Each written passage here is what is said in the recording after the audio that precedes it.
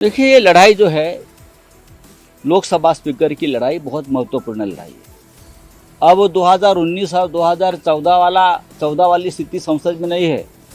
अगर राहुल गांधी जी बोलते हैं कि हम चाहे तो सरकार कभी भी गिरा सकते हैं, उसका मतलब आप समझ जाइए कि स्पीकर का पद सदन का सबसे ज्यादा मर्यादित पद होता है और जो रूलिंग पार्टी है पहला अधिकार उसी का होता है उस पद के लिए। देखिए, ये लड़ाई जो है लोकसभा स्पीकर की लड़ाई बहुत महत्वपूर्ण लड़ाई है। अब 2019 और 2014 वाली स्थिति संसद में नहीं है। अगर राहुल गांधी जी बोलते हैं कि हम चाहे तो सरकार कभी भी गिरा सकते हैं, उसका मतलब आप समझ जाइए कि जो बैठे हैं प्रधानमंत्री पद पर या सरकार जो बनाई है एनडीए की, वो स्थिर नहीं है, स्टेबल नहीं है, कुछ भी हो सकता है। अगर हमने सुना है कि चंद्रबाबू नायडू जी ने लोकसभा का स्पीकर पद मांगा है, जो उनसे डील हुआ है। ये ठीक बात है चंद्रबाबू जी की। अगर लोकसभा स्पीकर पद पर एनडीए का कोई व्यक्ति नहीं बैठा तो सबसे पहले नरेंद्र मोदी और अमित शाह तेलुगु देशम पार्टी को तोड़ देंगे और ये काम शुरू कर दिया है। जनता दल यूनाइटेड नीतीश कुमार की पार्टी तोड़ देंगे, चिराग पासवान की पार्टी तोड़ देंगे, जयंत चौधरी की पार्टी तोड़ देंगे। उनका काम ये है, जिसका नमक खाते हैं उनको ही ख़त्म करते हैं, जिनके साथ खाने में बैठते हैं उधर ही छेद करते हैं। ऐसे लोग हैं बीजेपी के, हमारा अनुभव है। तो ये अगर चंद्रबाबू नायडू जी ने लोकसभा स्पीकर पद मांगा है और उनको अगर मिलता है तो हम उनका स्वागत करेंगे ज़रूर। लेकिन स्थिति बदल गई है। अगर हम चाहें तो हमारा बहुमत हम लोकसभा में दिखा सकते हैं। अगर चंद्रबाबू को ये पद नहीं मिला और चंद्रबाबू अपना उम्मीदवार खड़ा करते हैं तो हम पूरे इंडिया अलायंस में बातचीत करेंगे सब मिलकर, और हम ये कोशिश करेंगे कि पूरा इंडिया अलायंस चंद्रबाबू के उम्मीदवार के पीछे खड़ा रहे। आरएसएस एक बड़े रोल में दिखाई दे रहा है। मोहन भागवत जो है योगी को मिल रहे हैं, पर देखिए योगी को मिल रहे हैं पर लेकिन मोदी को नहीं मिल रहे सर। किस तरीके को?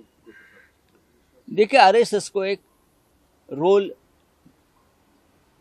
देश में लोकतंत्र बचाने के लिए और संविधान रक्षा के लिए निभाना पड़ेगा।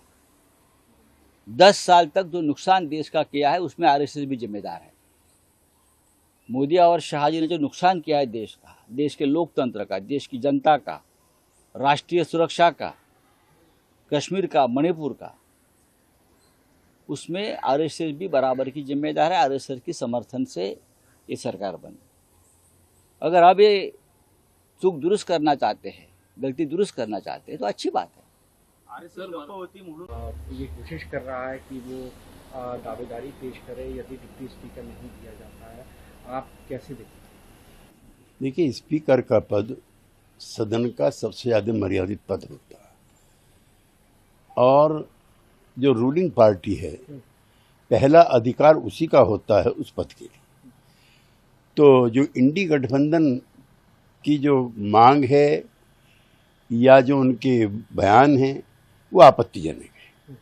भारतीय जनता पार्टी या एनडीए गठबंधन का पहला हक उस पद पर है और हमारी पार्टी का मानना है कि भारतीय जनता पार्टी गठबंधन की बड़ी पार्टी है, वो उसका अधिकार पहले है, इसलिए इस पर की गई कवायद बेकार है। लेकिन अपोजिशन बार बार इस बात का जिक्र क्यों कर रहा है कि यदि आपके पक्ष में भी ये तमाम नेता कह रहे हैं कि आपको जेडीयू को या टीडीपी को मिलना चाहिए, नहीं तो ये लोग इनकी सरकार तोड़ देंगे, या आपने क्यों? हम पिछले 35 वर्षों से एनडीए में हैं।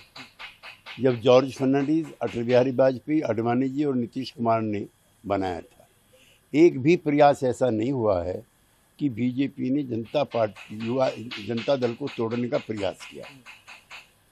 सर, ये कहा गया आपके पक्ष में कि चंद्रबाबू नायडू और टीडीपी नीतीश कुमार के बलबूते पे ही प्रधानमंत्री मोदी जो है वो प्रधानमंत्री बने हैं। यदि उनकी सपोर्ट ना हो तो ये अपनी मर्जी से कुछ भी नहीं कर सकते। हमने एनडीए के नेतृत्व में चुनाव लड़ा है। ये सही है कि टीडीपी और जेडीयू की भूमिका निर्णायक है, लेकिन हम एनडीए को कमज़ोर करने का कोई प्रयास नहीं